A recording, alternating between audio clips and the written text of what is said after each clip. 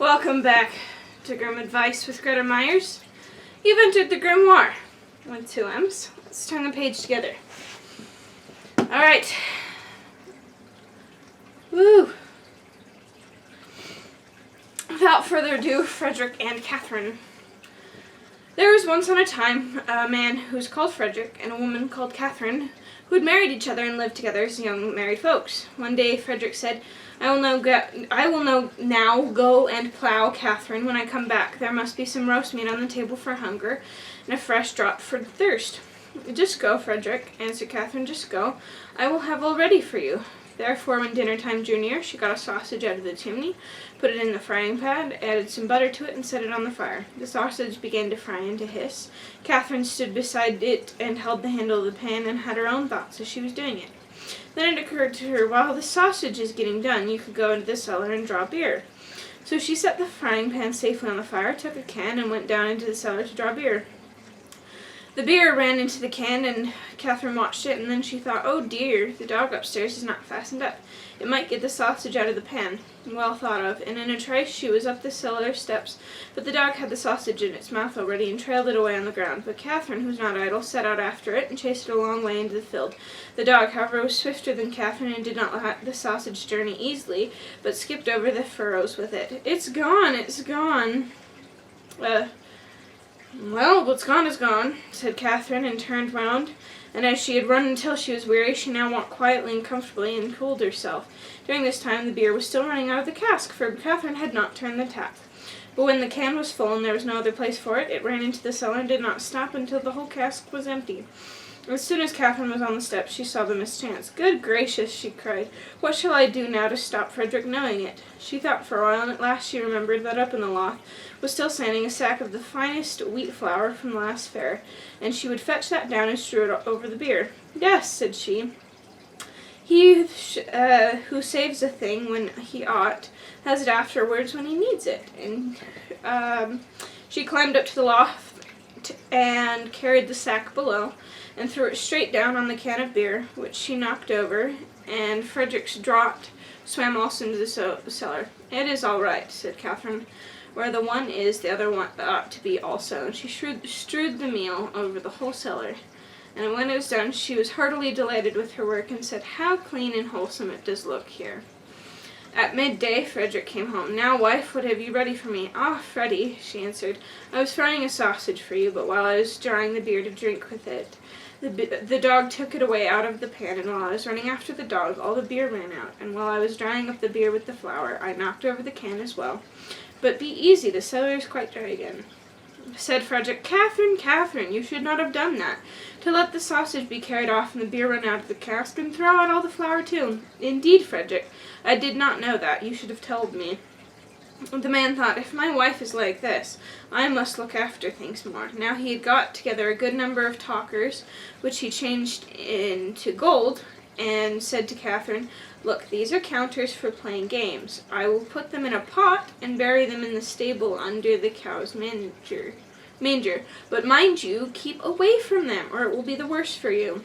Said she, oh no, Frederick, I certainly will stay away. When Frederick was gone, some peddlers came into the village who had cheap earthen bowls and pots, and asked the young woman if there was nothing she wanted to bargain in exchange for them. Oh, dear people, said Catherine, I have no money and can buy nothing, but if you have any use for yellow counters, I will buy from you. Yellow counters, why not? But just let us see them. Then go into the stable and dig under the cow's manger, and you will find the yellow counters. I am not allowed to go in there. The rogues went there, dug, and found pure gold. Then they laid hold of it, ran away, and left their pots and bowls behind in the house. Catherine thought she must use her new things, but as she had no lack in the kitchen already without these, she knocked the bottom out of every pot, and set them all as ornaments on the fence which went round about the house. When Frederick came home and saw the new decorations, he said, Catherine, what have you been doing? I have bought them, Frederick, for the counters which were under the cow's manger. I did not go there myself. The peddlers had to dig them out for themselves. Ah, wife, said Frederick, what have you done? Those were not counters, but pure gold, and all our wealth. You should not have done that. Indeed, Frederick, said she, I did not know that. You should have forewarned me. Catherine stood for a while and thought to herself. Then she said, "Listen, Frederick. We will soon get the gold back again. We will run after the thieves." "Come then," said Frederick. "We will try it, but take with you some butter and cheese, that we may have something to eat on the way." "Yes, Frederick, I will take them." They set out, and as Frederick was the better walker, Catherine followed him. "It is to my advantage," thought she. "When we turn back, I shall be a little way in advance." And then she came to a hill where there were deep ruts on both sides of the road. "There one can see," said Catherine, "how they have torn and skinned and galled the poor earth, and it will never be whole again as long as it lives." And in her heart's compassion she took the butter and smeared the ruts right and left, that they might not be so hurt by the wheels.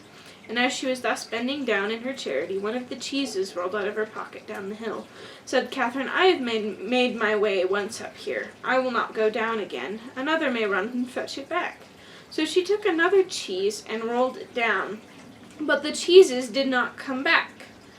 So she let a third run down, thinking perhaps they were waiting for company and did not like to walk alone. As all three stayed away, she said, "I do not know what that can mean, but it may perhaps be that the third has found the way and has gone wrong, and I will send the fourth to call it." But the fourth did no better than the third. Then Catherine was angry and threw down the fifth and sixth as well, and these were her last. She remained standing for some time, watching for their coming, but when they still did not come, she said, "Oh, you are good folks to send in search of death. You stay a fine long time away. Do you think I will wait any longer for you? I shall go my way. You may run after me. You have younger legs than I."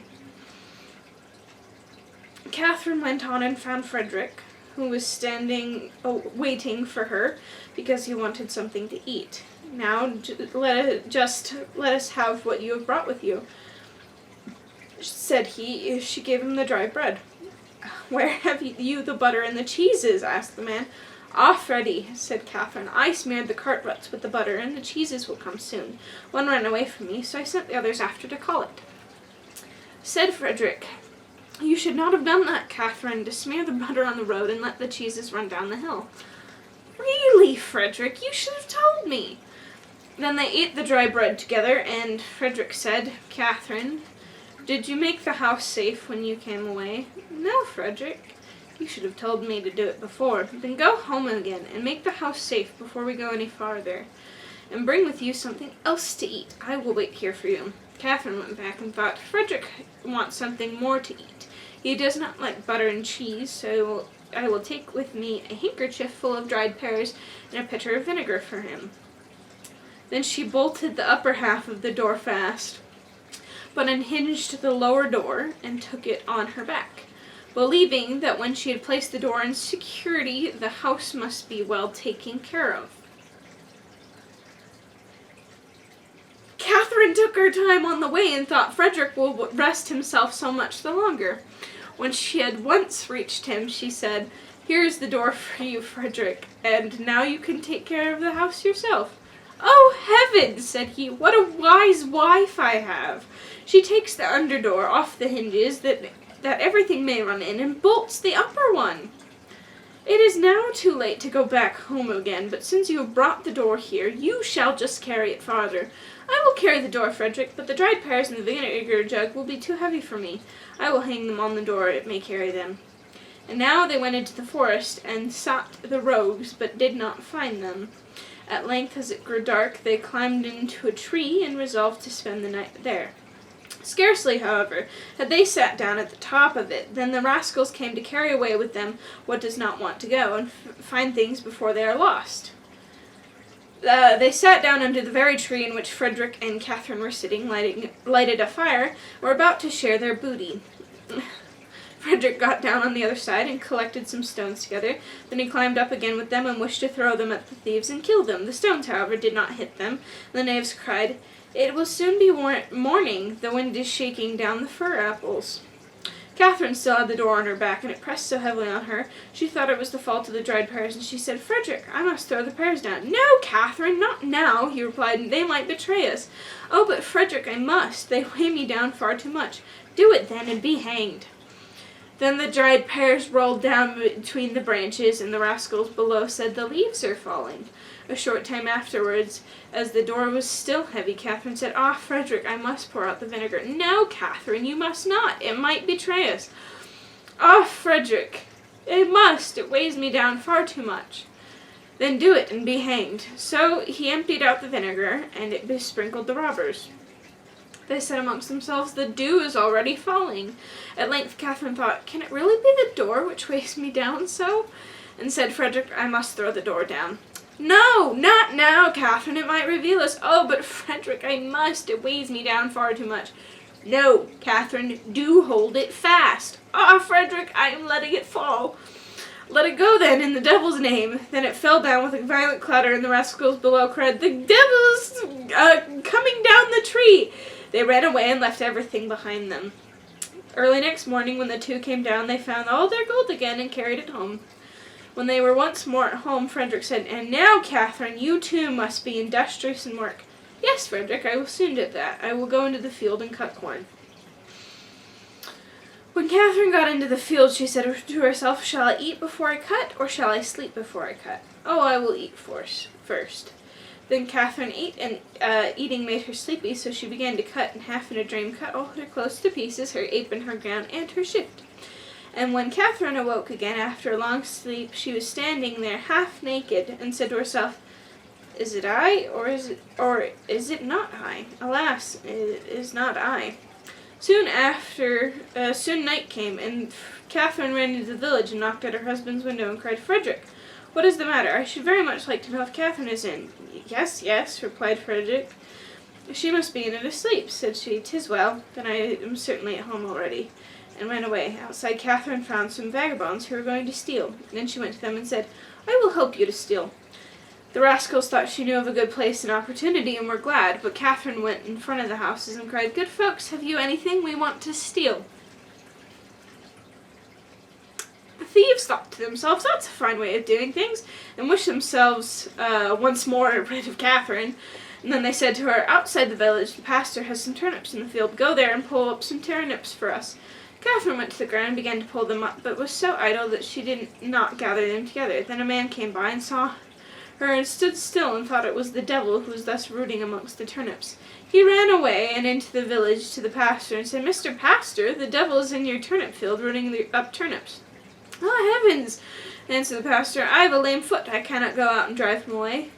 Said the man, "Then I will carry you on my back." And he carried him out on his back. Then they came to the ground. Catherine arose and stood up her full height. "Ah, the devil!" cried the pastor, and both hurried away.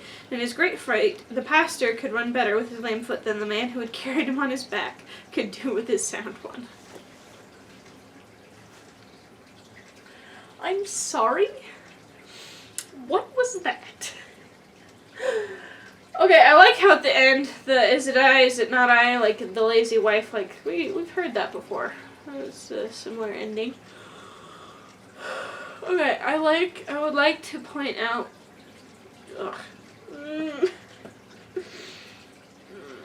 two things. There are two things I would like to say. And I don't know if I can say much more than the two things, because that story was just so whack. Okay. Firstly, at the very beginning of the story, she's trying to be good and industrious, but she's multitasking. She's trying to do too much at once. And I think we all can relate to that. Doing too much at once. Okay.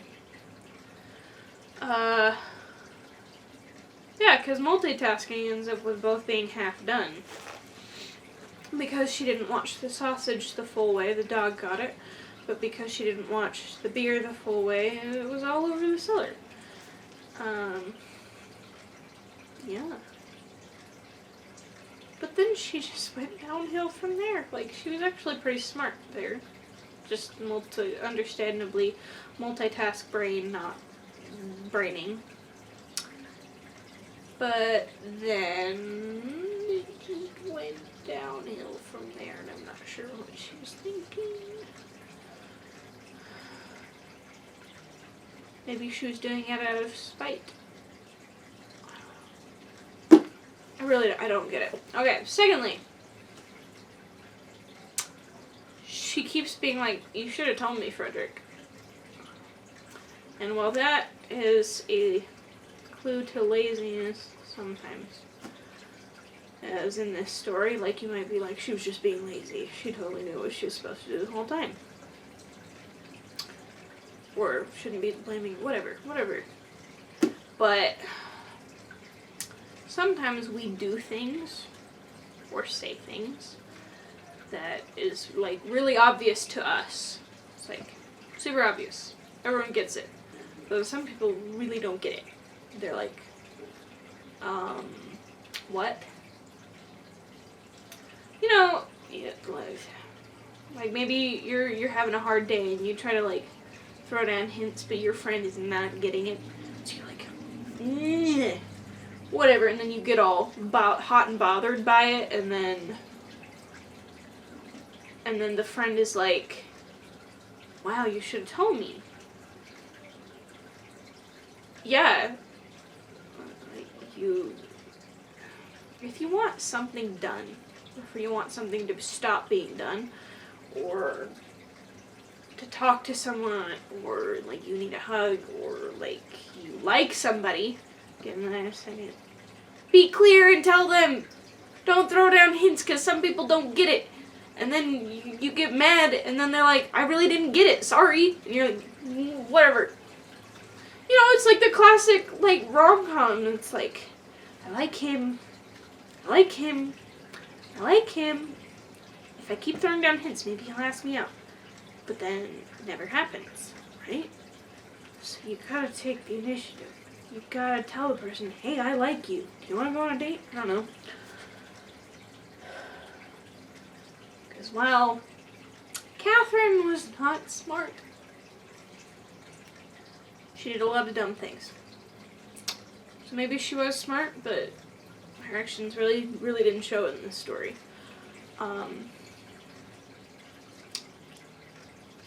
But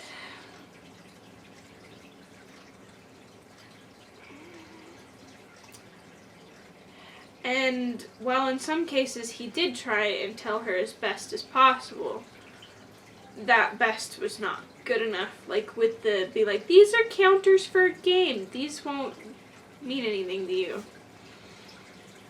He really should have told her, this is gold, this is money. Like, laid it out very clear so she could not misunderstand. Because some people really don't get it. And that's okay, that's valid. I mean, I certainly don't get things on certain points. People, like, say a thing and I'm like, what? And they'll think I'm being funny. And I'm like, no, I really didn't get it. And so they'll have to explain it to me. That's okay, that's valid. So those are the two things I want to say, other than, whew, I thought it would get better by the end, but it didn't. Alright, thank you for joining us for another Happily Ever After, or Not So Happily Ever After. That's up for you to decide, and what you decide is valid, because you're valid. You are. You're valid. Either way, this is the end for this episode, so tune in later and we can learn more and turn a new page together.